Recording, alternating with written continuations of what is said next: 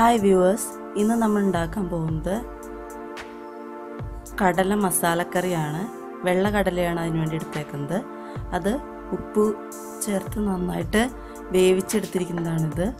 അതൊരു 300 ഗ്രാം, ഒരു സവാള, 10 ഉള്ളി, 2 പച്ചമുളക്, 4 വെളുത്തുള്ളി ചതച്ചത്, ഇഞ്ചി ഒരു ചെറിയ കഷ്ണം ചതച്ചത്, മുളക് പൊടി 1.5 ടീസ്പൂൺ, മല്ലിപ്പൊടി 2 ടീസ്പൂൺ, കടുക് 1 സ്പൂൺ, മഞ്ഞൾപ്പൊടി 1/2 ടീസ്പൂൺ, ഗരം മസാല 1/2 സ്പൂൺ. ചട്ടി ചൂടായി കഴിഞ്ഞു. ഇതിലേക്ക് 2 സ്പൂൺ വെളിച്ചെണ്ണ ചേർക്കുക. വെളിച്ചെണ്ണ ചൂടായി കഴിഞ്ഞു. നമുക്കതിലേക്ക് കടുകിട്ട് കൊടുക്കാം.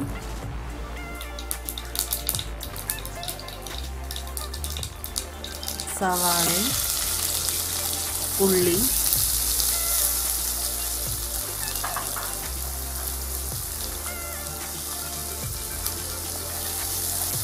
ഇഞ്ചിയും പച്ചമുളകും ചേർക്കുക. ഇതിലേക്ക് ആവശ്യത്തിന് ഉപ്പ് ചേർത്ത് കൊടുക്കാം.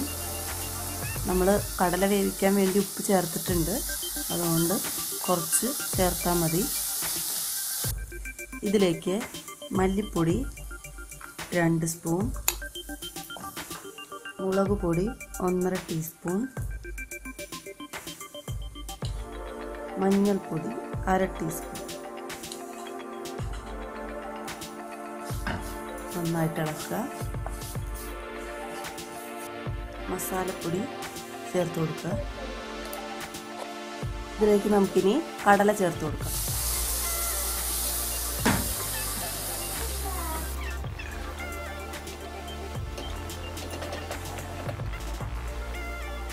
ആവശ്യത്തിന് വെള്ളം ചേർത്ത് കൊടുക്കാം.